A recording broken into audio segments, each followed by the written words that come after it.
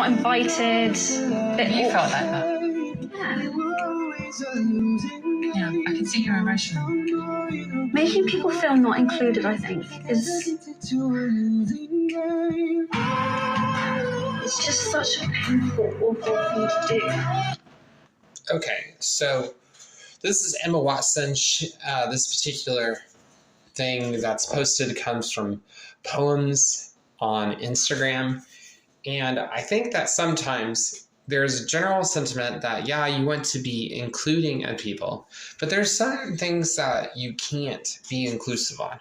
This type of ideology, I think, is what I'm going to be coining as part of the Q movement, the Legitimaqua. I'm going to just start calling the Q movement because you never know what you're going to get and it's impractical and the standards are double. It's just like the Black Lives Matter movement or this big push on bringing equity to people. So if you've been following the news, you'll know about the push for Black individuals to have reparations and to take money from whites in America that have never been slaves. So this notion is that because of 4 or 5 generations removed from you, when those would be children of sharecroppers that were during the Reconstruction age period, so your grandpa's grandpa, essentially, almost 6 generations, you're going to have this requirement.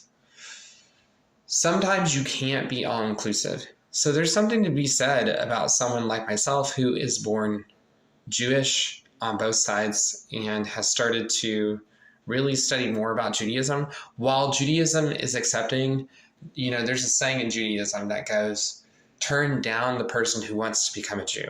And the idea is that not everything is open.